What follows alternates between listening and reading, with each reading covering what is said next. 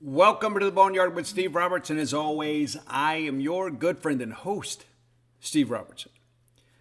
It is the Hump Day edition of the Yard.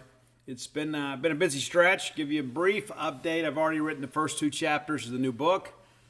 I might start chapter number 3 today, maybe. We'll see. It's a process, man. It is. It takes a lot out of me, too. I'm not going to lie. And let's see, on Monday I wrote that lengthy article about 100 years of Mississippi State baseball coaches. Actually went a little bit deeper than that. But so yeah, I've been busy. But it does. It takes a lot out of me. It really does. Especially writing about something so personal. Because you begin to wonder, hey, is this oversharing? Is this too much? But the reality of it is this is not a vanity project. This is an opportunity to help people gain some insight into the world of addiction and recovery. And so I'm not holding much back. I'm going to hold some things back, but not much. And the things that I hold back are things that are harmful to other people, right? There will be some people that will read this and probably think less of me, and I think most people will read it and think more of me, but that's not the purpose. The purpose is that there are a lot of people out there that get wrapped up in the throes of addiction and begin to suffer from terminal uniqueness. We begin to think that nobody has ever been through this. We're all alone in the world. Nobody's ever hurt like this. Nobody's ever been this lonely. And the reality of it is that most of us that have dealt with chemical dependency. And so I'm very fortunate to be clean and sober. I was one of those kind of people, and looking at this app on my phone right now. 11,495 days, 377 months, 31 years since I've had a drink or drug. And yes, I am very proud of that, but I would not have been able to make it through that without the love and support of so many people, and in many cases, complete strangers. People that I meet in a AA meeting or an NA meeting or something of that nature, and spent a lot of time and effort, man, getting to this point. And I'll be honest with you, your good friend and host wasn't always the best of people. I wasn't. But at the end of the day, I wasn't a bad person learning to be good. I was a sick person getting well. So, going to write the book. Again, it's titled When the Bottom Falls. Because I was a guy, that's the thing too, kind of a profound truth of addiction is people say, well, they got to hit rock bottom. There is no such thing. It's a truism, but it's not true. It's a metaphor, but it's not true. You're like, oh, I was at the bottom. The only true bottom is death. Because things can always get worse. Always. And that was the case for me. I hit the bottom and I kept digging and digging and digging and digging. And so that's kind of what it's about, really. It's about, the alarm clock goes off, but you keep hitting the snooze alarm. Sometimes you got to wake up and get to work, man. And I was a sick puppy, man, in a lot of respects. My whole attitude about life was very negative. The things that I enjoy today were things that I never dreamed of, when I first got clean and sober. And as I wrote in the book, I was so far away from where I needed to be that any step I took was in the right direction. And maybe you're feeling that way. Or maybe you know somebody that does. And guys, I'll tell you, I recently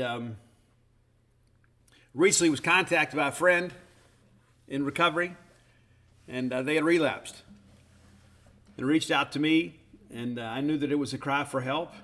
And I am a doer of my word and not just a sayer of the word. So I went and got him. And the very first thing he did when he saw me before I even got to him, he started crying. And I thought to myself, man, I know those tears. I know that feeling of desperation. I know that feeling of shame. When you feel like you've let people down and disappointed people, but most of all yourself. You think so little of yourself. You think, man, how could I do this? Especially when I put together a nice little stretch of clean time, right? I mean, they say the disease is cunning, baffling, powerful. And I'm not going to spend my time riding this horse, shall we say. But it is. And one of the things that I would say, one of the things that we get so caught up in are these debates that go nowhere, especially when it comes to addiction. As a guy that is an addict and has dealt with this my entire life, I feel like I've got some credibility in the room.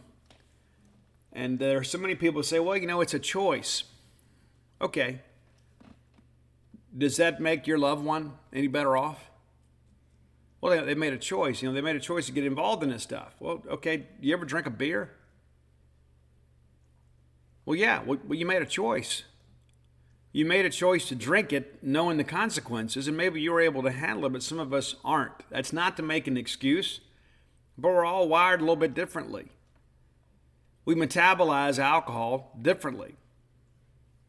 It's true. And for many of us, there is some pain we simply can't process. And so drugs and alcohol become a bit of a remedy for us. And in time, they become our poison.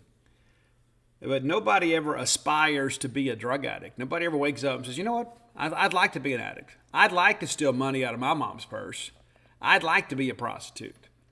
I'd like to lose all of my stuff and have all these single-serving friends and people that are conspirators in my own demise. Nobody wakes up and decides to do that. Who would choose that life?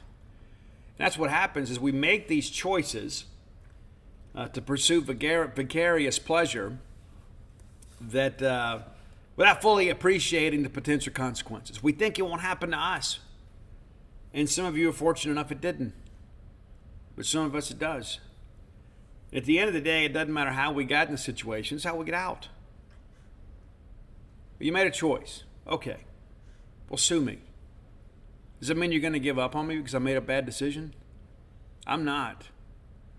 And I'll share this with you too before we change the topic here. If anyone that you love is ever impacted by addiction, whether it be alcohol, drugs, gambling, sex, whatever, do not surrender them. Do not say, well, you know what? They made their bed. I'm going to let them lay in it. I'm a firm believer in tough love. People have to deal with some consequences. But I'd rather put up with the trouble and the drama and save your life, if I can, than lose you. And I remember a time in my life when I went to Family Week, and I'll write about that too. I don't recommend that to anybody. I mean, honestly, it is one of the worst weeks of your life. Some days I say I wouldn't wish it on my worst enemy because you come face to face with the people you hurt, people that love you. And maybe they have a tough time showing it because of their disappointment, but they do.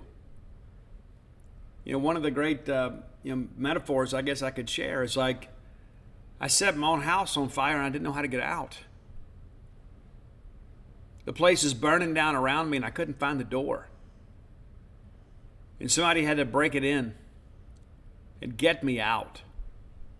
And then I get out there on the lawn and all those people that I thought abandoned me were there waiting, crying, hoping that I was okay. And so if you're one of those people and you feel completely isolated, and you think, man, nobody cares about me, nobody loves me, that's not true. It's not true. You may have disappointed people. Maybe you're ashamed of how you behaved, but they love you. They want you to get better. They do. I know.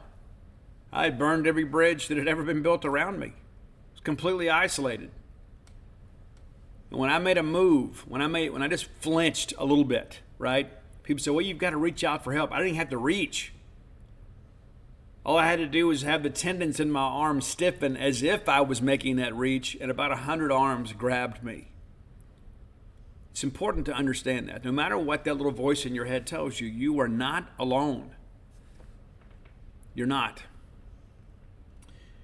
Speaking of not being alone, you can go enjoy a great meal at Bulldog Burger Company. And sometimes I go eat alone at Bulldog Burger Company because I just want a little solitude and some peace, right? Just go in there and sit and enjoy my meal. And I know exactly what I'm going to order these days. And I guess 4 times in a row now, I have got the onion rings and the Mississippi barbecue burger. It's fabulous. It is. And I've joked about it before, and I'm threatened to do it, and I'm going to do it. Don't put it past me. One day I'm going to go in there and order 2 of them. That's how good they are. It's like sometimes I go in and eat a burger. I think, man, this thing's so filling. But I kind of push through with this one. It's outstanding. Got the jalapenos on there. You can get the onion straws. I don't, but you can. And you get the pulled pork on top of the hamburger patty. What is better than that? I'm telling you, it'll turn your entire day around. Go in there and order that Mississippi barbecue burger. You'll be glad you did. Enjoy one of all of their great burgers, right? Go by and check them out. You'll be glad that you did. 3 good locations to serve you. University Drive here in Star Vegas. Gloucester Street there in Tupelo, Lake Harbor Drive in the Ridge and Flowwood area. You go and have the spring rolls as your appetizer. It'll make you and everybody around you better looking as all these emails begin to roll in.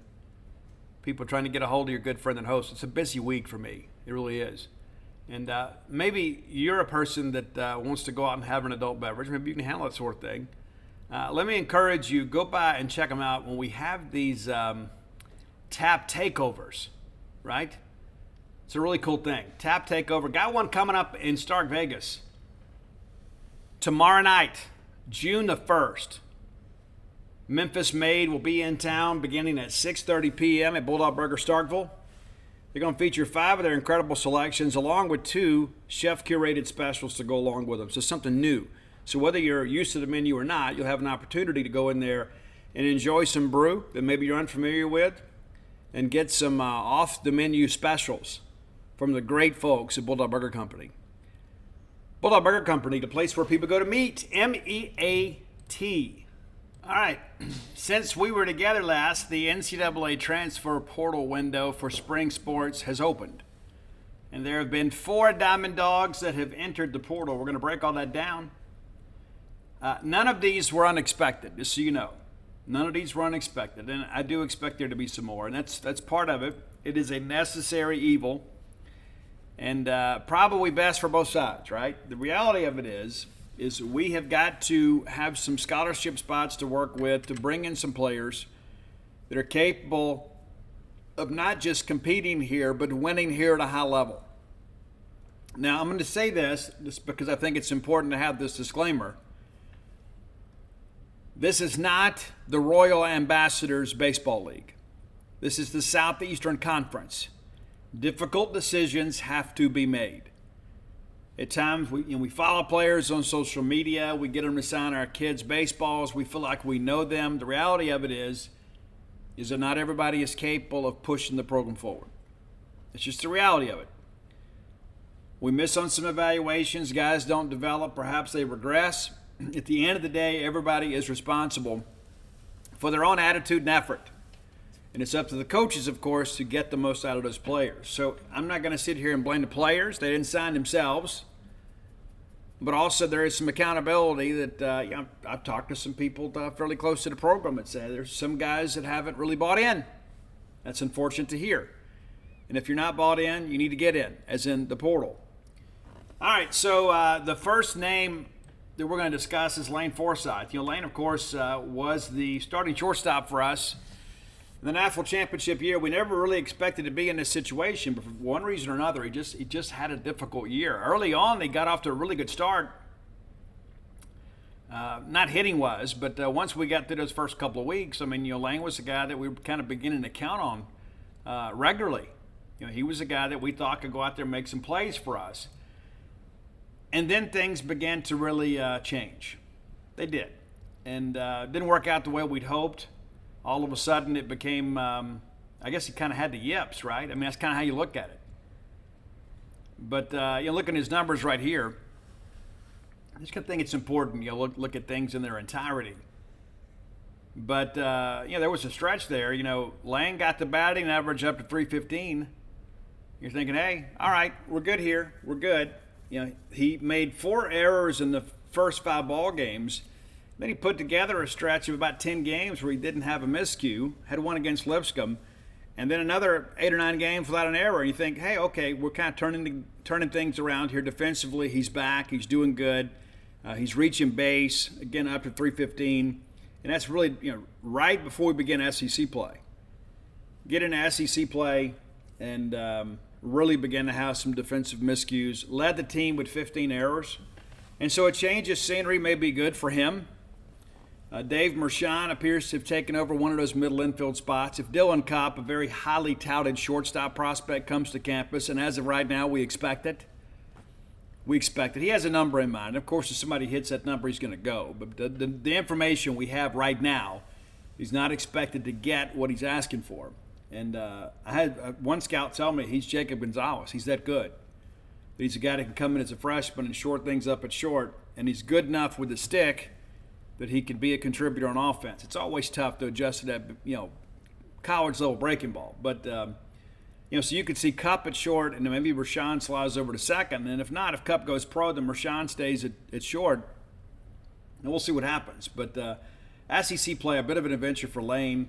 Ends up hitting 248 on the year. And, of course, that's down from the peak. Nobody stays at the peak. It wouldn't be called the peak. But the reality of it is that things fell apart for Lane. He didn't play much at all in SEC play. Played in the Alabama series and had a couple of errors there. We had an error against UAB. Then we didn't see him again until we played Ole Miss. Made an error there, and then from there, Marshawn took over. Lane had a pinch hit at bat against Tennessee, and then played in the final game of the season against A&M. So from April the 15th, Lane made 2 appearances the rest of the year and didn't start. His final start in the Bulldog uniform, April 15th. We wish him the best. Very grateful to Lane for his contributions to Mississippi State. I remember riding Dog Pile, and it's easy for me to remember, Lane running that dying quail of a hit to preserve the no-hitter against Kent State. It's an incredible play. And he made some big-time plays in Omaha. He was outstanding in the College World Series. And so we'll always have that time together that we'll cherish. But it's best for both of us if we move on. He's not going to spend his last year of college eligibility riding the bench. I mean, I don't expect Lane to get drafted this year. I don't think he had that kind of year. Right? He's always a marginal prospect to begin with due to his size and his bat. But Lane probably needs to go somewhere else and get on the field. So, again, we wish him the best. There's no ill will here. There's no hard feelings on my end. And some of our fans were kind of especially cruel to Lane. And I think a lot of that was kind of misdirected anger, right? I mean, yes, he made the mistake, but it's like he doesn't keep putting himself in the starting lineup. And many of those errors are very costly and really major pitchers that needed every defensive play they could get to avoid working deeper into ball games. It's just part of the deal. But he leads the team in errors, doesn't take the jump offensively that we hoped. Now he's moving on. And that's what happens. That's what you want every year. You want to be able to recruit players. You want to over-recruit what you have. You want to always be adding to the top and taking away from the bottom. So Lane makes a decision. We support that decision, think it's the best for us, think it's the best for him, and hopefully he goes somewhere. I've had some people tell me he's going to stay closer to home. He's from Humboldt, Tennessee, that may end up playing up there at one of the home state schools, not Tennessee. And if that's the case, good for him. And I hope things work out exceptionally well for him. But Lane, again, moving on from the Mississippi State baseball program. And that's part of it. Bryce Hubbard, a very highly touted catcher, very good offensively. The defensive piece was a bit of an adventure at times, but we thought that he would develop. When you bring in Ross Highfill and Ross takes over as the starter, the guys behind him have a decision to make. And Bryce Hubbard elects to go in the portal. And 1 for 4 this year. He had a really good fall, really good with the bat. Defensively, it was a bit of an adventure. But I always tell people you can't truly judge catchers in year 1. You think you can, but you can't. Because until you've had to block up an SEC breaking ball in the dirt with a runner at third, you don't know what you got. Until you've seen it, you don't know how to catch it. I don't care how good a high school program you were on. I don't care what travel team you were on. Until you've had a guy that is probably got pro baseball aspirations, bounce a breaking ball right there in front of you, and you got to drop to your knees and take it off the chest and save a ball game, you don't know. It's part of the deal. But Bryce is going to move on. Ryan Williams, who did not see actions this year, and he was the guy that got injured back in the fall. We were excited about him, but he also was in the portal too. And so you had 4 catchers this year on scholarship: Ryan Williams, Bryce Hubbard, Luke Hancock, and now Ross Highfill. And now 3 of those 4 are gone. Luke, of course, has exhausted his eligibility, and the 2 freshmen have both elected to hit the portal. The truth of the matter is neither of these guys was going to be able to catch Ross Highfill. And that's not being critical. That's just kind of calling it for what it is. And so they, in turn, it's like, hey, we all came in as freshman catchers, and a guy in my class has won the job and hit 9 tanks this year, and down the stretch was the daily catcher, guys, I'm not going to play barring an injury. And I can't sit there and hope and root for an injury to get on the field. So I got to go somewhere else and reset. I got to go compete somewhere else. It'd be one thing if Ross was a sophomore and about to be a junior next year, then you could say, okay, my time will come. So you don't fault these guys for leaving. Of course, some of our fans, they're going to overreact. Oh my gosh, what are we going to do? Well, we got a junior college catcher coming in from Northeast Mississippi. He'll be here. And we'll hit the portal for a guy for depth. If we could get somebody that was an All-American caliber type catcher, we certainly would take them. But we feel like Ross Highfield is our future behind the plate. And as a result, that's probably going to keep some guys that are expecting to start from choosing Mississippi State. We just need a serviceable backup. Jackson's going to come in here from Northeast, and we feel like that he's a guy probably could catch in the midweek, save some wear and tear on Ross. But you'd like to ideally carry 4 scholarship catchers, but you don't want to take a guy just to take a guy, right? Important to understand that. It's okay. It's not anybody's fault. That's what competition brings sometimes. All right, Graham Einstein went in the portal, and I'm not surprised by this either. Now, the question that I ask myself is, did we miss on the evaluation, or is Einstein's struggles a product of our struggles as a pitching staff as far as coaching goes? Because here's the thing about Einstein. He was at Lawson State Community College, and granted, okay, that's not, national championship caliber program right now. That said, he was the conference pitcher of the year. Last year at Lawson State, 14 games, 3 starts, went 76 2/3 of an inning, and had 8 wins. 105 strikeouts on the year with an ERA of 2.7, even had a complete game. 5 games, 10 or more strikeouts. Granted, it's junior college. I get it. But how does a guy having that kind of success, he had 13 wins in junior college, how does that guy get here and just kind of fall apart? Is it him? Was it us? Was it a combination of both? I don't know. But again, it's not like Graham Einstein was the only guy that struggled. And one thing you look at and say, there was a lot of first-year pitchers in the Southeast, a bunch, freshmen, transfers, whatever. They're going to get better next year. They will, to be a little more comfortable. That's the hope anyway. But Einstein likes to get in the portal, and he was a guy you just really down the stretch you couldn't trust. And I hate to say it for what it is, but that's the reality of it. He was a guy you absolutely just couldn't trust. As my dogs wander around the house. But, he has the appearance against VMI in relief. His debut goes an inning at third, gives up 5 hits and 2 runs. One of them earned 3 Ks and a walk. We've got that handled, okay? But I apologize. But then, he goes an inning of relief in Louisiana Monroe. Just the 1 inning, but he was okay. And Arizona State, probably his best outing of the year. He goes 5 innings, allows 3 hits, 1 run, 6 Ks, no walks. We think, okay, all right, maybe we've got him comfortable now. 5-1 win. Okay, we're good. We think we're okay. We go to Frisco, and he has a good opening inning there, and then things just absolutely fall apart. He goes 2 2/3 of an inning, 5 hits, 7 runs, 5 walks, just to 3 Ks. His ERA then balloons up to 8.10.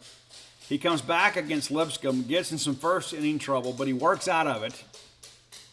3 hits, 3 runs, only one of them earned, 3 walks in the game, 5 strikeouts. We win that game 12-4. We put him out there in a start against Kentucky, and he doesn't get anybody out.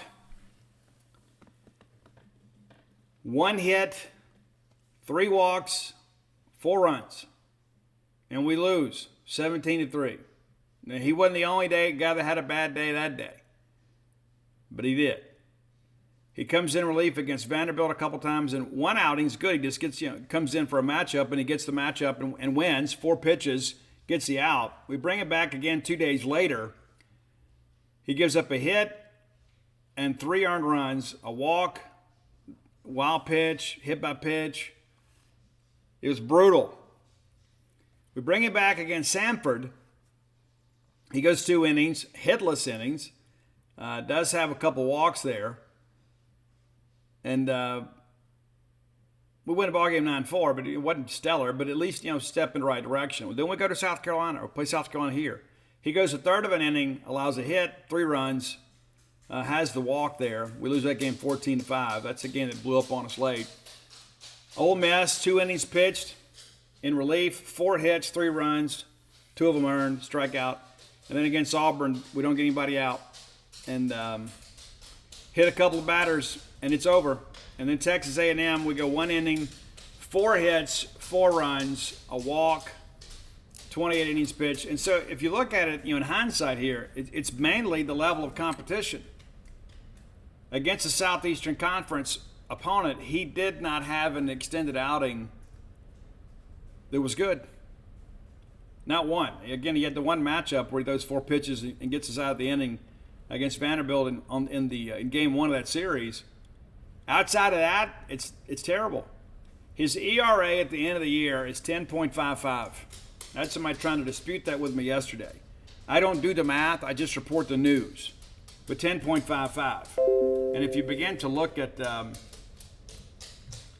numbers in conference play, that's the thing. We look at all this stuff and it's like, well, what do we really think? What's it really about?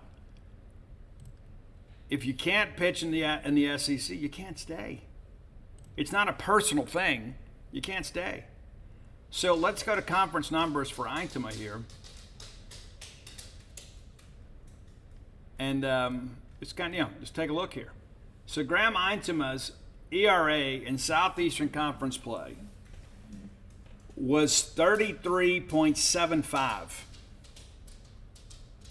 Yes, 33.75. Obviously the worst on the team. We had 5 guys with an ERA over 20. He had the highest.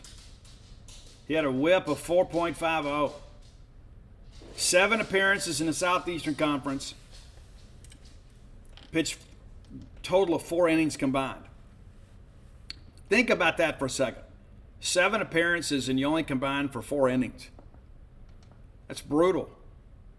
In those 4 innings, we allow 11 hits, 18 runs, 7 walks, get just 1 strikeout. And opponents hit 478 against him. He can't compete at this level, period. And you begin to look at it, again, there's enough blame to go around.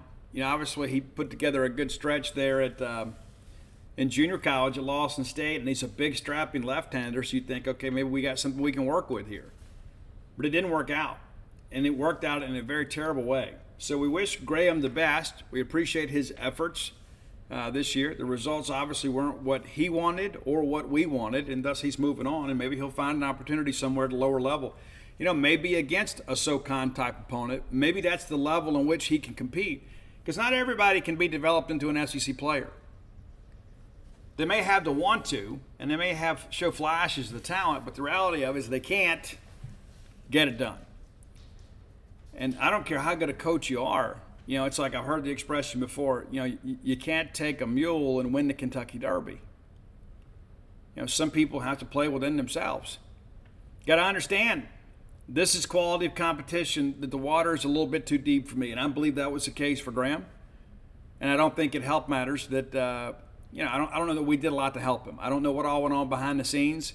But we kept trotting him out there, hoping he'd figure it out. The only thing I can figure is the guy was really good in the bullpen. So maybe a change of scenery will be good for him. Maybe he lands somewhere. Maybe it's Jacksonville State or somewhere like that and finds it. And maybe that's a level that he can compete. Because the reality of it is, we've said this on the show before, it takes a very special young man to be able to come in here and deal with the expectations, the fans, the competition. This is big boy baseball. Nothing against anybody that's leaving. Again, we wish them the best.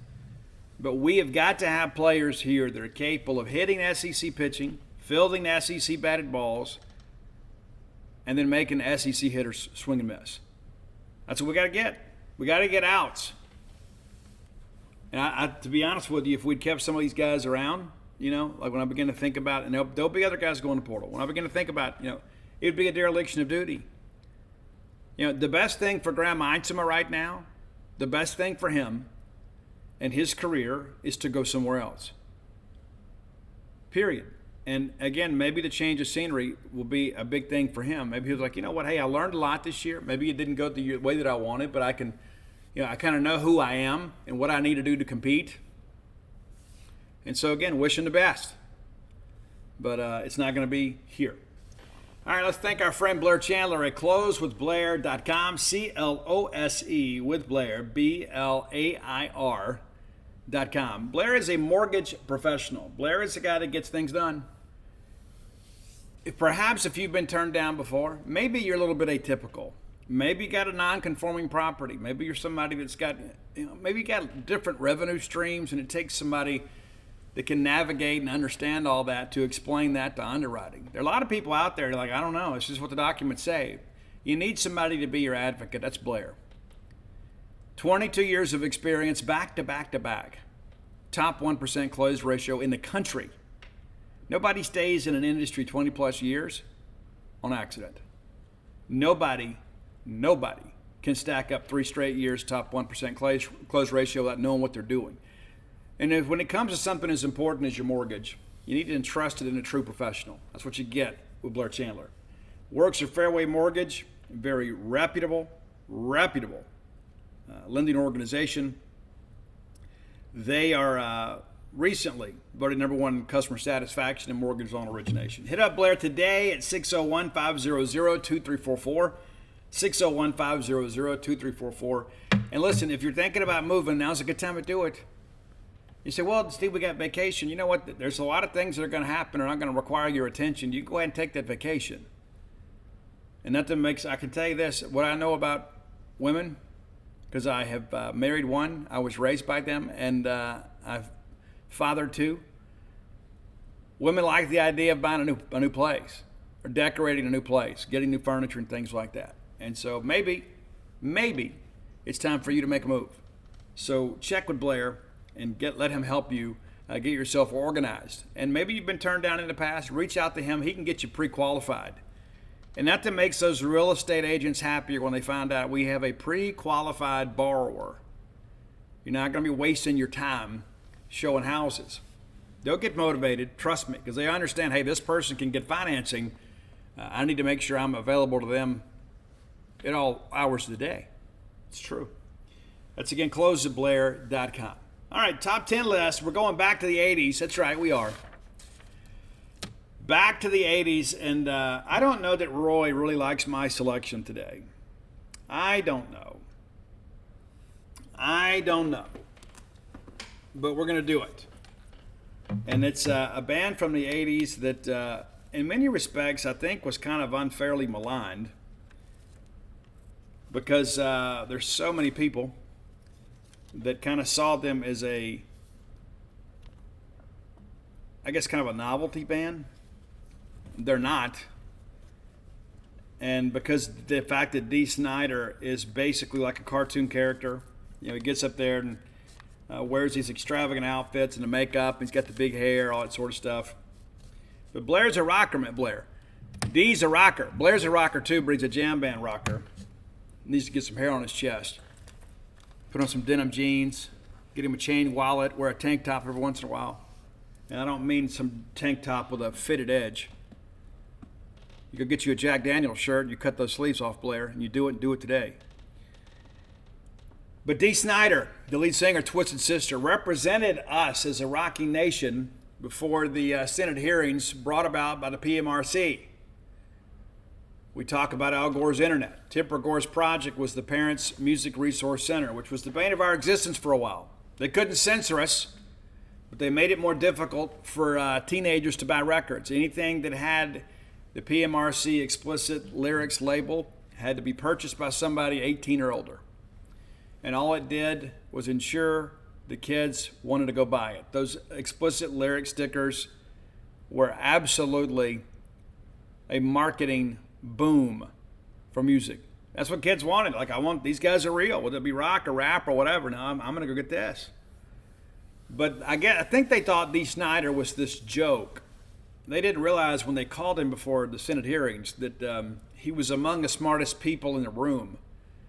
And he explained in great detail how important it was to have First Amendment protections and that you can't assign motive to somebody else's lyrics, that it's left up to interpretation. Beauty is in the eye of the beholder. So our holy twisted sister, all hail to thee. So here we go, top 10. And this pretty cool little song here, it did not get aired. The video didn't get aired on MTV. Because that's the thing, Twisted Sister really exploded because they were so perfect for MTV. They had great catchy songs, but they were just so incredibly larger than life. It was like watching a movie, and there was so much slapstick in the videos and stuff. You enjoyed them. It was like watching, you didn't just watch it for the music, you enjoyed the entertainment value of the video itself.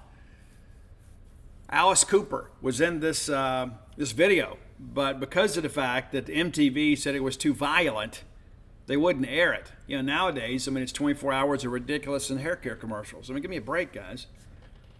MTV killed itself. I could do a whole show about that. MTV killed itself. I've read some stuff, you know, the I Want My MTV book. Have you read some of that? And MTV got too big for their britches. And they stopped dancing with the people that brought them notoriety. They're like, oh, well, we can be the opinion makers here. We can change things. And they did with grunge. They did. And listen, I enjoyed grunge. But do you ever ask yourself, why did it only last about 18 months? I mean, it feels like 15 minutes, right? And in people today, they don't play music that's derivative of grunge, very few. There are a few bands that sound like Alice in Chains out there. I mean, Seven Dust doesn't sound like Pearl Jam. Right? Nothing more. You know, they don't sound like Nirvana. You know, there are a lot of bands today that have kind of taken the 80s sound and then added an industrial mix to it. But that's it. Let's get back on track here. Your number 10 song is Be Cruel to Your School instead of Be True to Your School. It's kind of a sloppy take, I guess, on the old bebop classic. But it is a good straight-ahead rock and roll song, even though there's a little bit of silliness in it. And then the number 9 song, the title track of an album called Love is for Suckers. Now, what's interesting about this, and maybe you don't know this, is that most of the traditional members of Twisted Sister didn't play on this album. They toured with it, and they were in the videos. Mark Mendoza, J.J. French, Ojeda, those guys, they didn't play. You know who played bass on this album and who played lead guitar? Do you know? It's Kip Winger and Reb Beach from Winger. Reb, of course, also with Whitesnake now. They were the musicians on this album. It didn't do well. I don't think it's an indictment on those guys. They were basically studio musicians. You know, Kip Winger one time played bass for Alice Cooper.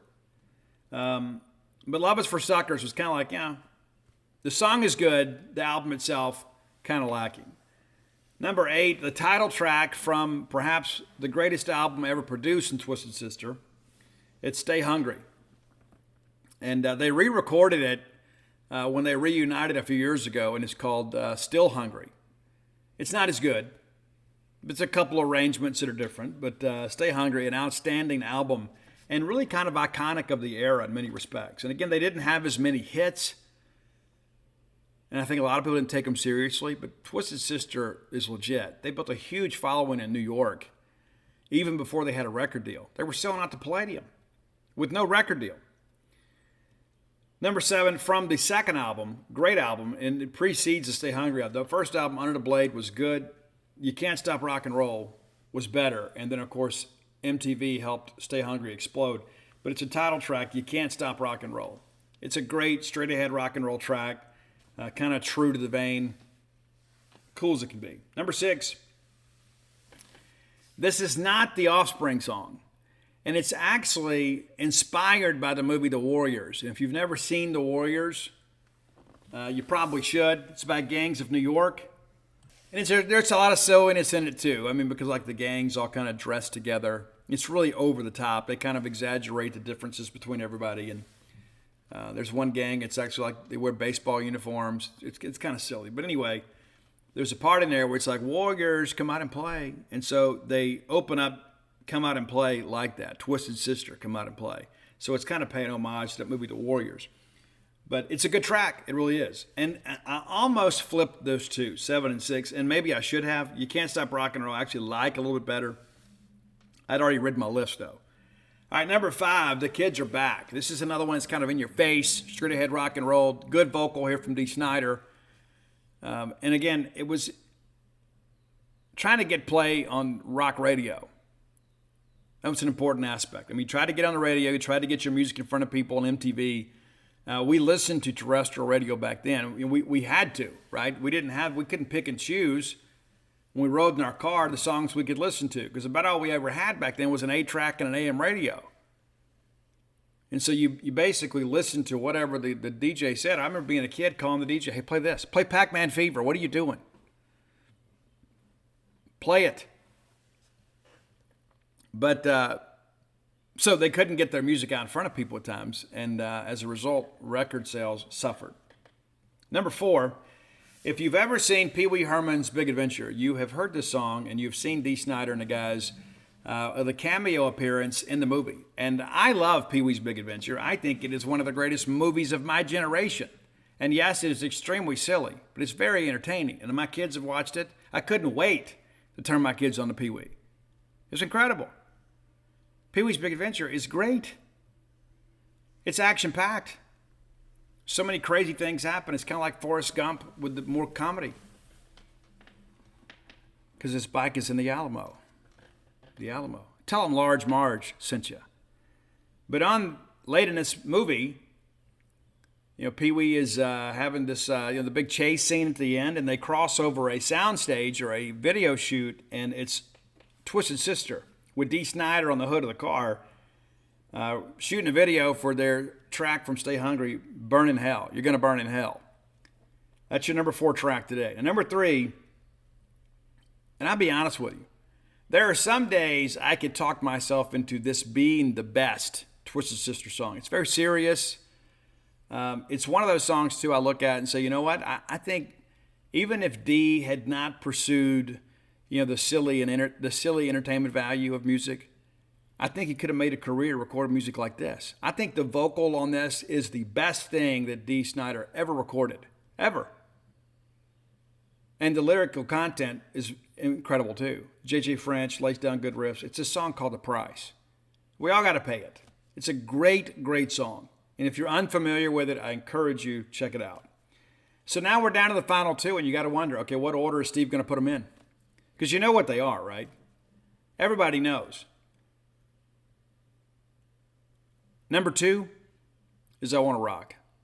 I went with I Want to Rock, number 2. And again, I remember when all this happened, the dad comes into the video and he's like, what is this on the TV? And he's like, Dad, it's Twisted Sister. He said, Twisted Sister. And they have this big back and forth. And he goes, what are you going to do with your life? And the kid gets up, kind of a fat, pudgy kid, bangs are in his eyes, a little bit of a mullet working on the collar. He looks at his dad, and he mouths the word, I want to rock. But it's Dee Snider, of course, singing. And then the next thing you know, the house is destroyed, right? And all this band is like supporting this kid that just wants to listen to rock and roll music. And kind of making the dad look like the silly one. They kind of flipped the script on him. And that was a big theme in the 80s, right? I mean, because I guess we all learned it from Pink Floyd, right? From Brick in the Wall. To kind of challenge authority. That maybe our parents, our teachers weren't always right. Wasn't always a good thing. More times than not, Father did know best. But not in every case. But in the 80s, there was a lot of rebellion. It was a spirit of rebellion. And so Twisted Sister kind of played into that with the visual imagery in their videos. And so kids identified with that. I know I did. I mean, how many people wanted to just when your teacher or somebody says, what do you want to do with your life? I want to rock. That's all we cared about. Right? And the only girls we liked were girls that wanted to rock too. You went to Bebop Record Shop and you made new friends. And you meet some girl from some other school and you get her phone number and you hope she was in your area calling plan. You could call her. It wouldn't be long distance. But we liked girls that want to rock. We did. Most of us. The cool guys did. But number 1, a song that has been kind of misused. We're not going to take it. There's some people that use that as their theme song, and I got news for you. You are going to take it. You're going to take it and like it. Because what are you going to do? Get on Twitter and cry about it? You get on your Facebook and hope people feel sorry for you? You're going to take it. But when this song came out, it was absolutely an in-your-face, fist-in-your-face about rebellion. It's like, we've been through all this before. We're done. And people sing that and play it like it's anthemic these days. But how would you like to write a song like that, coming up on, goodness, 40 years later, people still see that as a song that unifies people for a cause? Whether you agree with the cause or not, it's pretty impressive. So number one for Twisted Sister is We're Not Gonna Take It. I'm kind of surprised we hadn't done this band before. And many of these songs you may be unfamiliar with. If you were a rocker in the mid-'80s, you know these songs. But if you were just kind of an MTV fringe rock fan, there's some new tracks on here I think you're really going to like. And again, I go back to the price. It is an incredible song. It's a great straight-ahead rock and roll song, and I think Dee Snider's shining moment as a vocalist. If you have ideas for the top 10 list, reach out and let us know. You can find me on all forms of social media at Scout Steve R. Roy, our keeper of the list, and the guy that distributes these on Spotify. And I do tweet those out and share them on my Facebook. You can find Roy at Dogmatic67. It's DAWGMATIC67. Our Spotify list under that same handle. Give Roy a follow. He won't tweet out pictures of his food or his dogs or anything like that. It's always Mississippi State related type stuff. And he's not going to inundate your feed too. A lot of people you follow, and I remember 10 years ago, everybody's like, "Hey Steve, will you give me a follow?" I said, "Well, you're not going to be tweeting out pictures of your breakfast, are you?" "Well, no." "Okay, we'll give it a shot." But by and large, social media has become that in many respects. I may take a picture of my food and send it to my family, but I don't tweet it. Maybe you do. That's okay. I'm not going to judge. But Roy, a good follow on Spotify and on Twitter if you want to keep up with the top 10 list. And you never know. You may have an idea that we use here on the show. We get a lot of them. We do. I don't always use them. And it's not anything to be disrespectful. I'm not trying to snub you or anything. I just want to do a good job. And I know in bands like Twisted Sister, I can't. So we'll look forward to putting another list together on Friday. I'll be honest with you. Some days that's the toughest part of getting things ready for this show. What's the top 10 list about? So when you guys send your ideas in, it gives us more material to consider, shall we say. All right, next segment of the show brought to you as always by Campus Bookmart, a Starkvillian institution. If you're unfamiliar with Campus Bookmart, what have you been doing with your life? You haven't been shopping at those other stores, have you? Right? Well, if you are, you're not getting the best selection of Mississippi State merchandise. Go to Campus Bookmart in person and see their smiling faces. So many lovely people there. They're like family to me. Every time I go in there, I got to hug everybody's neck, and I'm happy to do it. Love that place, man. And you go in there, and they treat you extremely well. Best selection, best pricing, service with a smile every time. And these are Bulldogs doing a job for other Bulldogs. It's sitting like a place at some far away home office. It's just trying to kind of exploit our fandom for Mississippi State. Kathy Brown, an incredible buyer, always getting good selection for you. Because she cares about you. It's not just a business, it's a mission. If you can't make it to town, visit them on the World Wide Web at campusbookmart.net. And by being a loyal Boneyard listener, we'll give you a phrase that pays, and that is BSR, which stands for Beautiful Steve Robertson. That'll get you free shipping on all orders over $75. Any order less than 75 bones, absolutely incomplete. And again, Mom, it's time to start outfitting the family for vacation and football season. Kids have grown a lot since last year. Dad may have too. I'm sure you have trimmed up and are looking better than ever. But nevertheless, treat yourself and treat your family to some new Mississippi State merchandise at campusbookmart.net. All right, let's talk a little bit about SEC meetings. And we've talked about the schedule. It appears that support for a 9-game SEC schedule is dwindling. I'll tell you, all of you that say, "Oh, we should do this," I just think it's wrong. I don't agree with you. I'm not going to sit here and call you names or say jokes about your mama or anything, but I don't agree with you. I think a 9-game SEC schedule is a detriment to us. Now you could say, "But Steve, we're playing a Power 5 opponent as part of that mandate for the schedule." That's true too.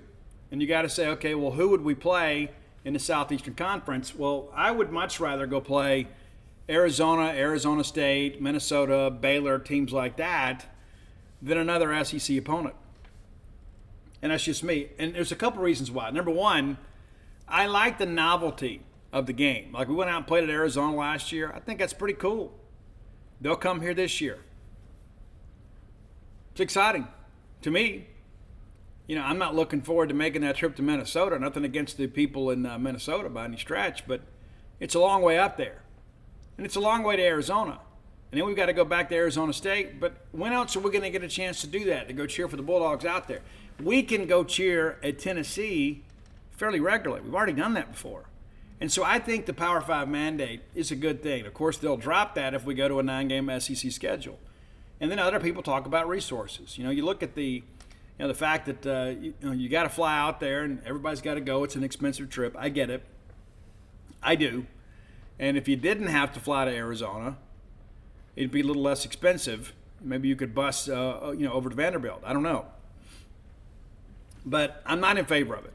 I'm not. I think we need those 4 non-conference games in order to get bowl eligibility in down years. And some people say, but Steve, let's raise the hurdles a little bit. I just think, again, I think we're shooting ourselves in the foot here through bravado.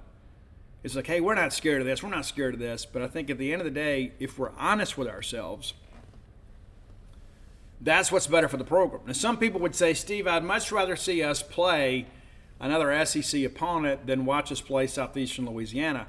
Well, sometimes I do want to watch us play Southeastern Louisiana, and I want to get an easy win, and I want to get one more step closer to bowl eligibility, and I want to see the young kids play in the second half. That's just me. You got to get those guys some snaps. How are they ever going to get any better? You get real game film and give them an opportunity to go out there and play against a real opponent and not just an interconference game, not just a squad game, scout team game. That's important too. And we may disagree, and that's okay. But a lot of people are like, well, this is what I would rather. Okay, that may be better for you, but is that better for Mississippi State? And then one guy on the message board, I'm not going to say his handle, but if you're a member, you can figure it out. But he goes, well, if that's the case, why don't we just leave the SEC? Let's not be absurd here. We're talking about the difference in one game or not. Is it better for us to play 9 SEC games or continue on the model we're on right now, at least as far as games go? There's a lot of talk, of course, about doing away with divisions. I'm okay with that too. Now, you look at the situation with Kentucky, and I point to that a lot because a lot of people feel like, hey, Kentucky is kind of our counterpart in the East. Well, we have to play Alabama and LSU every year. They got to play Georgia and Florida every year. That's kind of where the list ends for them, right? Every other game would be a toss-up. Then they get the benefit of playing Missouri and Vanderbilt every year. Who do we get to play in the West that you would feel like hey, that's a weekend off? There's not. You think Mark Stoops would be a media darling if he had to play an SEC West schedule? I don't think so. People are like, oh, look at what he's done. Oh, yeah, it's great. Well, until recently, South Carolina was also an easy win for Kentucky. So all of a sudden, Kentucky wins their 4 non-conference games, and they beat Missouri. They beat South Carolina. They beat Vanderbilt. Well, you got 7 wins right there. So if you just happen to slip up and get Tennessee, or you pick off, somebody else on that side of the conference, all of a sudden you got 8 wins. You're in a Florida bowl game. Like, look at what he's done. Well, the hurdles are much lower. And I don't care what kind of year Ole Miss is having, that game is always a bloodletting. Arkansas, we had a really nice stretch for a while, for about a decade against those guys. But, when Bobby Petrino was up there, we had a lot of trouble winning against Arkansas. And now Petrino's at A&M. They'll be a better team, I think. Jimbo had to go out and get a guy like Petrino. It'll be an interesting marriage between those two. What's going to happen when the game is on the line and Jimbo tries to exert his authority when it comes to play calling? Does he take the playbook out of Petrino's hands? But at some point, A&M's going to get it together. And so we play that gauntlet of SEC Western Division teams, and now we're about to add Oklahoma and Texas on top of it. So it's almost like Russian roulette. By adding the 9th conference game, there's a better chance that you're going to pick up somebody that's going to be favored to beat us considerably. And I'm not sitting here poor-mouthing Mississippi State. I also understand the fact that Texas and Oklahoma are coming in here with some of the most expansive resources in the history of college football. I'd rather play Arizona. I'm just saying. That's just me. But again, you look at this Kentucky thing, it's absurd. Oh, this is the year for Kentucky. And then it never is the year for Kentucky. Every single year we go through this. And we're already starting to see some preseason picks, and Mississippi State's going to be 6-6, whatever. I'm so sick of it, man. It's so lazy. It absolutely is. It's lazy. It's like, well, Mississippi State last year, oh, they went 8-4. Yeah, but Mike Leach passed away. They're going to go backwards. Well, are we? You don't think we can at least maintain that? Is it unreasonable to think with an easier schedule? And I've seen the numbers that ESPN FPI, right, where Mississippi State has the 12th easiest schedule in the SEC this year. We're usually number one. We usually have the most difficult one. So we have a much favorable schedule this year. And then people are expecting us to be 2 games worse than we were a year ago. It's lazy. It is. But trust me, Kentucky will be a, quote, dark horse in the SEC East again when they have absolutely no chance. Absolutely no chance to be a dark horse in the East. I mean, yeah, they're going to play the games. There is not a realistic chance for that program to take a step forward this year. It's not. I mean, you got to think that they had Will Levis last year, and some people were hyping him up as the number 1 quarterback in the draft. He wasn't. He was a pro prospect, and what did they do last year? With all these great players around them, right? They had a good roster last year. We went up there and laid an egg and let them dictate terms to us, and I think it's going to be a lot different with Barbay in place. That's just my estimation and my opinion. And as excited as I am about this year, I'm looking forward to going up there and the Arnett regime taking a shot at Kentucky, because I think us losing those games up there at Kentucky are an embarrassment, to be quite honest with you. I don't think we should ever lose to Kentucky. I don't. You may disagree. And I give Stoops and those guys credit. They've had a good game plan against us the last few years. We've gone up there. But when they come down here, we absolutely annihilate them. We go up there and lose a game more times than not is, we don't execute. And that was what happened last year.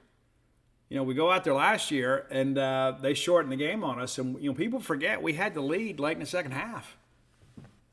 And then we didn't have Jaden Crumedy, who was injured, and they ran basically at will. And that was the point Dave Murray made a while back on the message boards, and everybody wanted to argue him down. You get Jaden Crumedy in that game, you probably win. You're like, oh, no, really? We wouldn't have had our best defensive lineman? You don't think that slows down the running game a little bit? There's a drop-off in talent between the first and second team. There's a reason that Jaden Crumedy is a first-teamer. There's a reason that he's an NFL prospect. If you have him, I'm not saying we win, but you certainly have a better chance of breaking down that game. That's important to kind of understand too.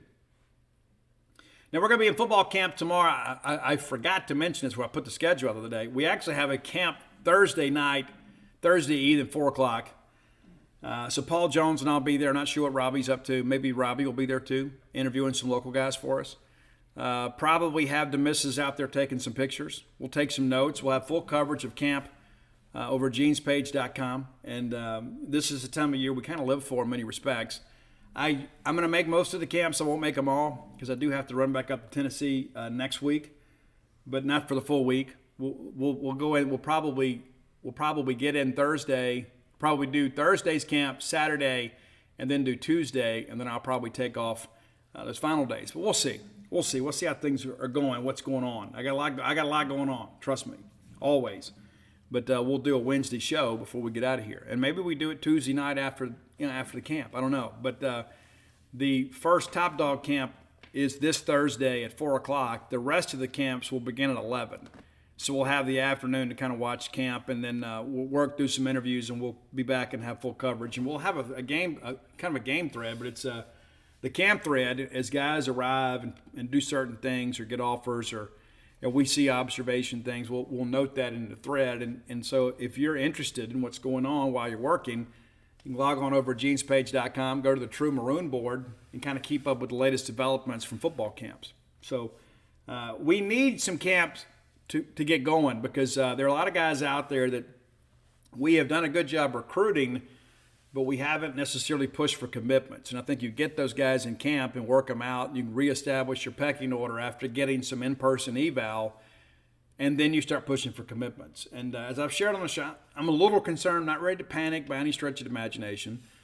But yeah, we need to get some juice, man. We need to get some things going. I've had some people tell me in recent days, hey, things are really fixing to pick up here in the next few weeks. And we need that to happen. And I don't know if we have,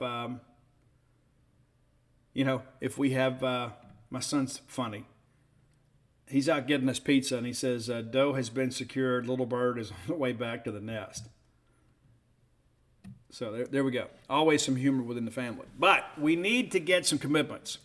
We're going to get some. But this is a very good year in-state. And our fans need something to get excited about. And again, I continue to go back to this thing with Zach Arnett. Is every time that we've had a crisis, and I use that with Dr. Evil quotes, crisis, and we work ourselves up into a tizzy, and we're all worried about this, and every time Zach Arnett has come through. Every time. David Turner was available. We started mentioning him as a possibility. Oh, we got to get Dave Turner. We're not keeping Jeff Phelps. We do. We got to go get Coach Bump. We got to go get Coach Bump. We do. We got to get a great, innovative offensive coordinator. We do. Mason Miller's leaving. We got to go get an experienced defensive line coach. We got to get 2 of them.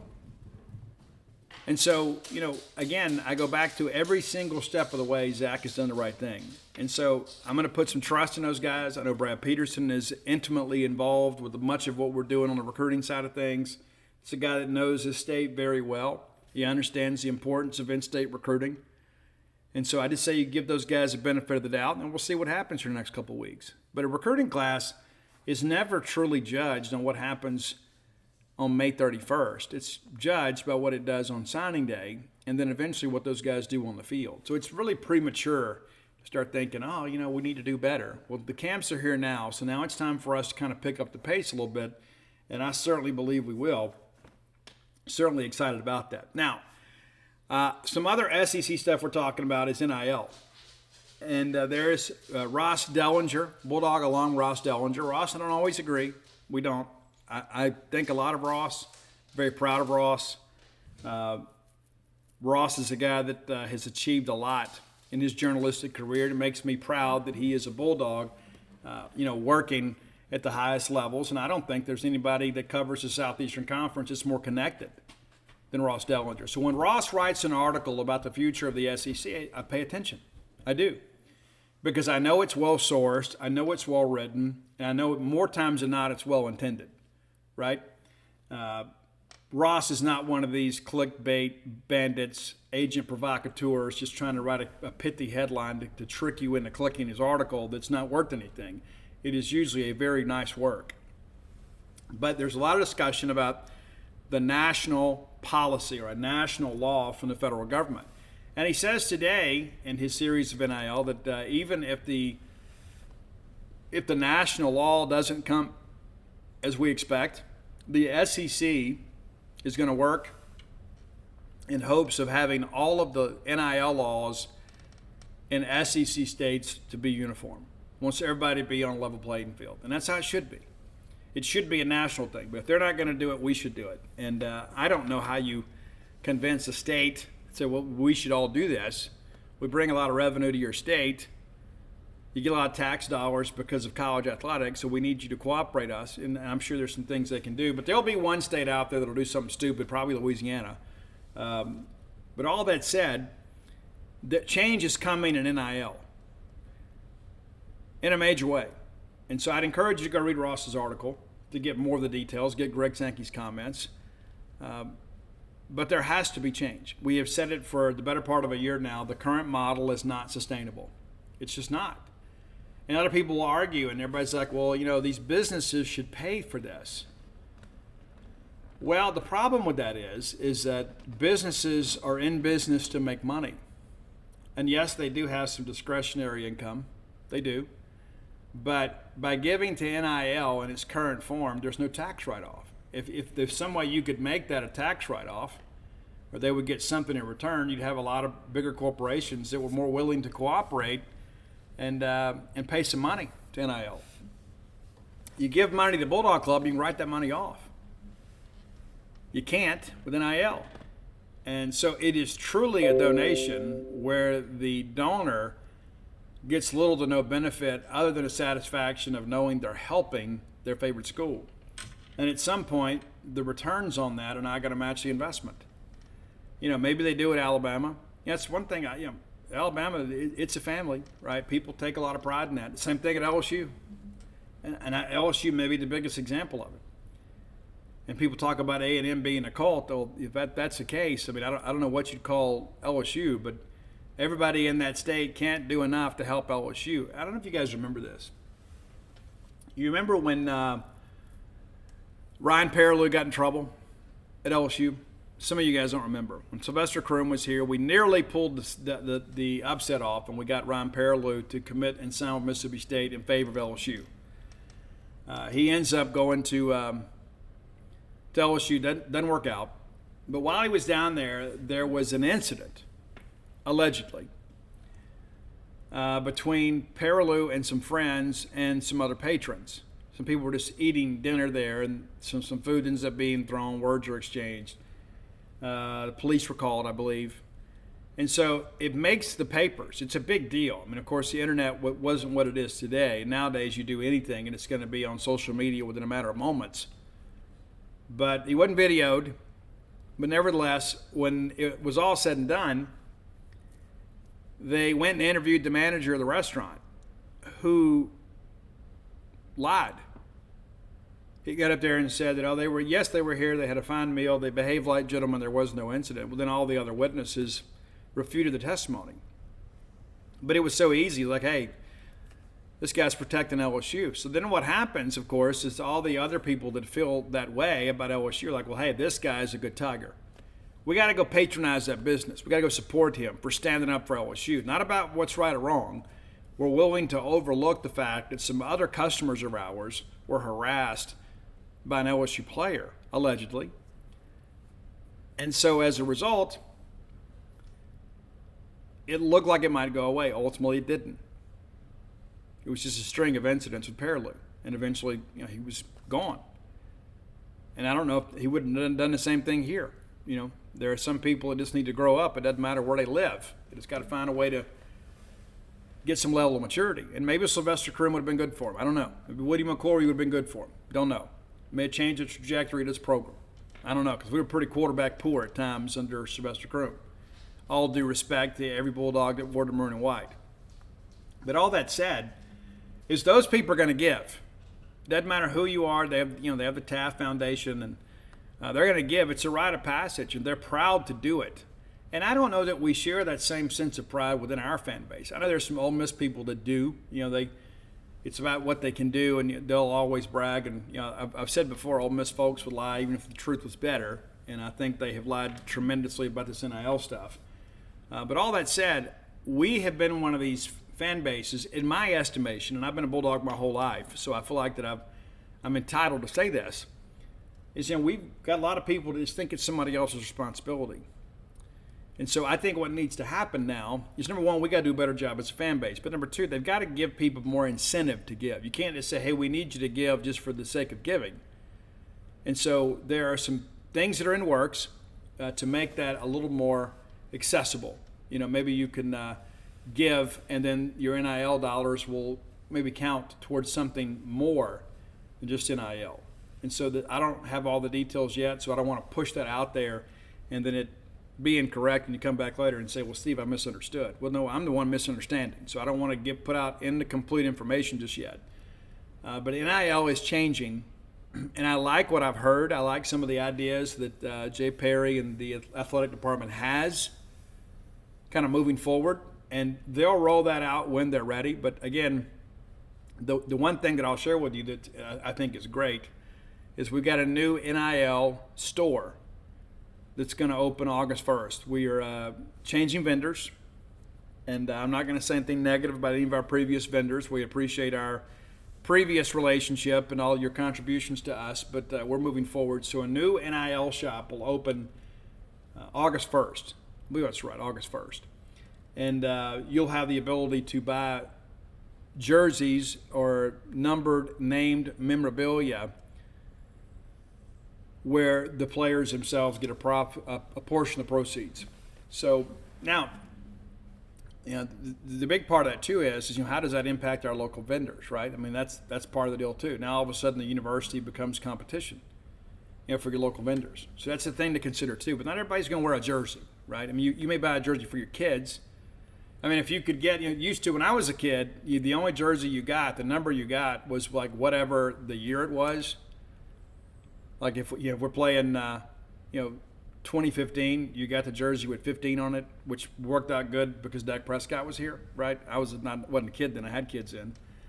But if you could go out and get a jersey of your favorite player, you're going to do that. But you're not going to do that regularly. But how many Mississippi State shirts do you have, right? I mean, how many polos do you have? How many Mississippi State T-shirts do you have? And so there's enough bread to go around.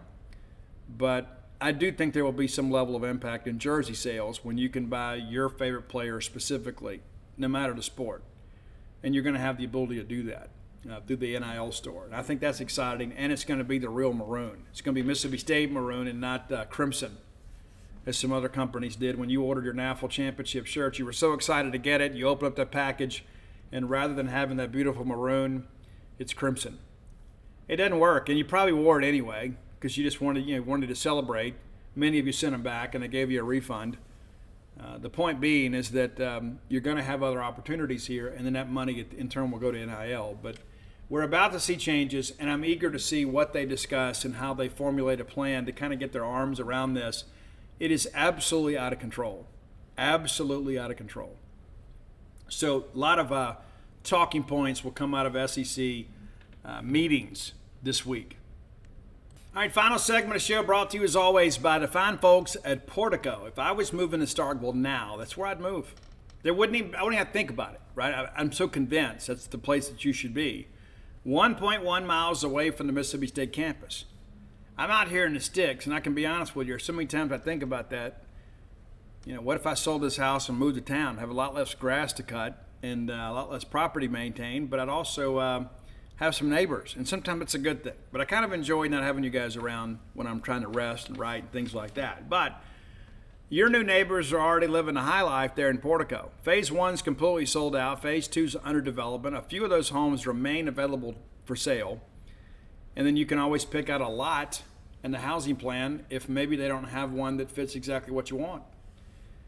But how cool would it be to be that close to campus? That way all your friends and neighbors and everybody that you know from back home could come by and visit you on their way to campus. It's a cool thing. And then mom, grandmom, you can have a place where all of your little Bulldogs can come and spend the night with Nene and Papaw, right? Right there on campus, because I can assure you your kids would love to be able to go out and enjoy some adult beverages or a night out in their favorite college town. And you can take care of the kids. How convenient would that be? Maybe it's your primary residence. Maybe it's an investment property. Maybe it's your future retirement home. Either way, they have a plan for you. Reach out to our friend Brooks Bryant at 601-416-8075. Again, that's 601-416-8075. And get your questions answered. Make Portico your next move. All right, let's kind of clean up here at the end. Didn't talk about it at in the open, talking about baseball transfers. So a lot of people get panicked, and I see these posts on Facebook groups, and I say this all the time. I love all of you, but some of you make my head hurt. I mean, honestly, it's like all of a sudden a player you've never heard of.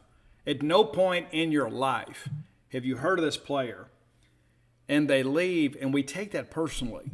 Oh my gosh, are we even going to be able to fill the team this year? Well, yeah, we are. Because we're going to have some incoming transfers too. And not to mention too, no matter how well-mannered or how nice a guy appears to be, if he can't play, I don't want him here. Not on a baseball scholarship. He can go get a leadership scholarship or something to be a great student and go major in political science or English and conduct science experiments and have a great life and meet a wonderful Bulldog girl and then go out and get married and produce a bunch of Bulldog pups. It'd be great. I don't need those guys in a dugout, though. I need dogs in a dugout. That's what I need. I need dogs. I need Tanner Allens. I need Jody Hurst. I need Pete Youngs. I need Jeffrey Rays. I need people like that. I need people that are going to be dogs. And so sometimes they're not the nicest. And, we got some guys that are a little rough around the edges now. But when guys leave, it is usually for the right reason, usually. But if they're going to come here and have 4 years of eligibility, in baseball it's even different, because in football sometimes you're here for 5 years, right? You may redshirt, right? And then you don't get drafted, so you're here for 5 years. Baseball's much different. 3 years removed from high school, these guys can get drafted. So you get 3 years. You know, in football you get 5, basketball you may get 5. You 3 years removed from high school, you can get drafted. And so these guys have got to get on the field somewhere. It's not a personal thing. And yes, they love Mississippi State, but they love baseball even more. And the guys that are successful love Mississippi State baseball with all their hearts. But if they're not going to get on the field, they're wrong to stay. And not to mention, we need that spot for somebody that can't. If a guy can't play here, he needs to leave. And don't take it personal. And sometimes this is our decision. Well, we're losing these guys. No, they're losing us. There's a difference.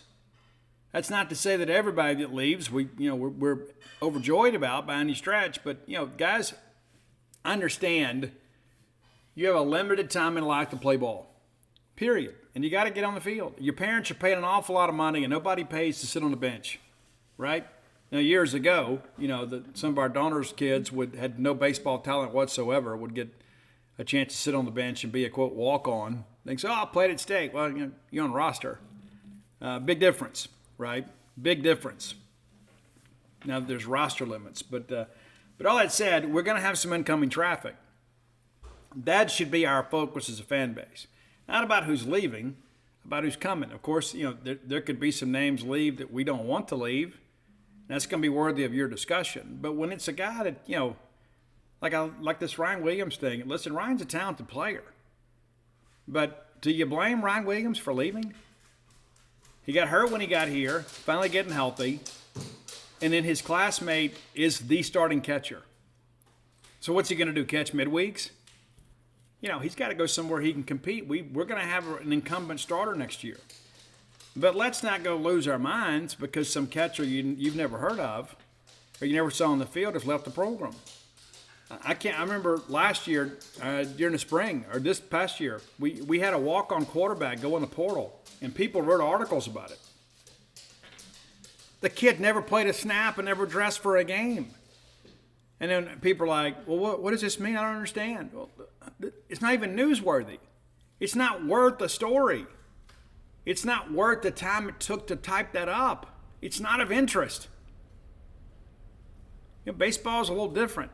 But let's not react every time somebody hits a portal because you're going to have some traffic coming in. Of course, you got Nate Lamb already. We discussed him at length earlier this week on the show. But that's the first commitment. And, of course, with the first commitment, people are like, I thought things were going to be different. Guys, it's one commitment. Settle down. Again, I love you all. Some of you make my head hurt. It's not like we said, okay, this is our Friday night starter. Oh, this guy's coming from D2. Listen, he may get here and set the woods on fire. He may be amazing. We don't know that. But if you think we're going to go out here at the very first commitment and say, okay, well, this is our guy. Guys, the portal just opened yesterday. Just yesterday. And all of a sudden, some guys go in the portal, and all of a sudden, your coaches start following them on social media. So obviously they're having some type of connection with them, having a conversation with them, kind of figuring this thing out. I'm just going to encourage everybody, let's just take a deep breath here. Let's take a deep breath. Do it with me. 1, 2, 3. Doesn't that feel better? Serenity now. Serenity now. Just do it. Relax. Worrying about it's not going to change anything. It's not going to change anything. There's not going to be one other player commit to us or transfer here because you worried about it. I know you love Mississippi State, and maybe you are concerned about it. Well, let's not get out there and just get on social media and just have diarrhea of the keyboard and just kind of put everything out there. I just disagree with every bit of that. I mean, it's like you got a player coming you don't know anything about. You know nothing about him. Never seen him pitch. Never watched him in a game. And we're going to overreact? Just relax. Just relax. It'd be one thing if this is the only pitcher we took, right? And I think Nate's going to be okay. I think he could be a big piece for us. Do I think he's the Friday night starter? No, I don't. Do I think he's a Saturday night starter? No, I don't. But somebody has to be. And we're going to go out there and chase a number 1 and a number 2. And we're going to get as much competition as we can that the roster will allow. And we're going to get to work and hopefully get this thing turned around. A lot of people keep asking about the pitching coach situation. I'll tell you there's nothing new to report. And I think that's a good thing, as I kind of touched on Monday. Usually when there are openings, we hear a ton of traffic, a ton of chatter. There's this, there's that, and of course a lot of people now, of course, kind of glued in with the SEC meetings down there. So there are a lot of people, obviously, that within our media circle and our source circle that is preoccupied right now. They're not thinking about the pitching coach. But the fact that we're not getting a lot of traffic out there about the job, and it's not just us, but it's even the college baseball national media, you're not hearing much from them either. And to me, I think it's a good thing, because I think it probably means we're close. And maybe we've already reached an agreement with somebody. Maybe we hadn't been able to finalize that or formalize the agreement, but I think we probably have a good idea who our pitching coach is going to be. And I'm going to leave it at that. But again, that's not anything to worry about. And people are like, well, Steve, how can we go out here and get these guys pitchers to commit to us without knowing who's going to coach them? I have the same concern. But what if, and just kind of stay here with me, what if, maybe, just maybe, that when Chris Lemonis has these discussions with these pitchers, maybe he's like making them hip to what we're going to do. And says, hey, don't tell anybody, but we've already got an agreement with so-and-so. Well, that guy's not going to go be interviewed by any of us and say, yeah, hey, listen, breaking news, Lemonis told me off the record. Well, then all of a sudden his scholarship's pulled. You can't trust that kid, right? But I think it also shows, too, the fact that if that's the case, and I believe there is some of that Lemonis is saying, hey, I'm telling you something in confidence because I trust you. Because if it got out there, right, because if it goes to one kid, it's going to go to another and another and another, and it would be over social media, we'd find out. College baseball is a little different, though. People are more willing to keep secrets. Kind of interesting how that works. But something like this, it's difficult to keep this kind of stuff a secret because there's so many people out there that are willing to share things. Just kind of part of how life works. And so that's where we are on that. Now, as I've said a couple times, and I'm going to repeat it, we're going to be very, very, very aggressive in the portal when it comes to pitching and at third base. And I've been told, again, if there is a difference maker at another position who wants to come, obviously we would be fools not to take them. You heard some names out there about some outfielders, and we returned one starting outfielder. Colton Ledbetter, again, now projected to go in the top 50 picks in the draft. He's not coming back. And people are like, well, I don't understand. Wouldn't they want to fix it? You know how much money that's going to cost him? Well, we got NIL. Have you contributed? No? Then don't bring that up. If you're not contributing to NIL, don't say, well, somebody from NIL ought to pay for this. And sure, there's some guys out there that maybe will get peanuts this year, and then you can influence them to come back, but then they'll get peanuts next year. And you got to think, too. You got to think about this long term. A lot of these guys are ready to begin their professional careers. They're tired of going to school, right? They came here. They were hoping to have an opportunity to go pro after their junior year. They can always come back and finish. They can study online if they're so inclined. But this is a means to an end. They don't just all come here for the love of Mississippi State. They come here in hopes of getting an education, boosting their pro potential, and getting the opportunity to be drafted, and then begin their professional careers. A lot of these guys, too, already have serious girlfriends. They're ready to get married, and those girls are ready to buy a house, and they're ready to begin their life together. And it's like, oh, you want another year in college? And everybody's a little bit different. It's true. Luke Hancock got married last year. I won't say we begged, but we certainly recruited him to come back. And he did. He didn't have the year we had hoped for, but I'll forever be indebted to Luke Hancock. Guy's a true Bulldog, man, and he came back with every intention of trying to fix things this year. That's what we wanted. Luke was here for the highest of highs and some of the lowest of lows, but that guy gave his all for Mississippi State. He did. So let's make sure that we're all kind of on the same page here. And again, give everybody a little room to breathe. Okay, because things are going to change rapidly. We're going to have new commitments, and we'll interview them, and then they'll report to campus, and then we'll have fall baseball. It's going to be June tomorrow, and then less than around 90 days from there, we're going to be playing a college football game. And they're going to be back on the practice field for baseball. I'm excited about that too. And there's not really a lot of off season anymore with any of the sports that we cover or we follow. But just hang in here with us. There will be some new names that will come in, and there'll be some guys from G5 programs that have had really good careers that come and be a part of our program. And some people are going to be critical without knowing anything about them. Well, I thought we'd go get the first baseman from LSU. Well, no, why would you do that? So that's not what's going to happen. There'll be some stars that go in the portal, but a lot of those guys are going to be G5 guys. And remember, just like we had last year with Bill Knight, you may have a guy that gets drafted and then ultimately decides not to continue his college career. And that's always fine too. So there's always that risk too, especially when you're dealing with older guys. All right, if you hadn't done so, go to dogpilethebook.com. You can get a copy of Dogpile. You can get a copy of Alpha Dogs. You can get a copy of Bloomsville Oleander from Amazon. You can get a copy of Flim Flam also from the Dogpile website. Father's Day is coming up June 18th. And so if you've been on the fence, it's like, oh, I've been meaning to do that. Stop and do it now. Go ahead and get yourself a signed copy for Dad. And Mom, if Dad's not a big reader, he'll probably read Dogpile, and he'll probably read Flim Flam too. So if you're thinking about that, even if he just needs it for his man cave, we can accommodate you. And we'll have pre-orders for the new book available very, very soon. They tell me that we will have a graphic for the cover soon.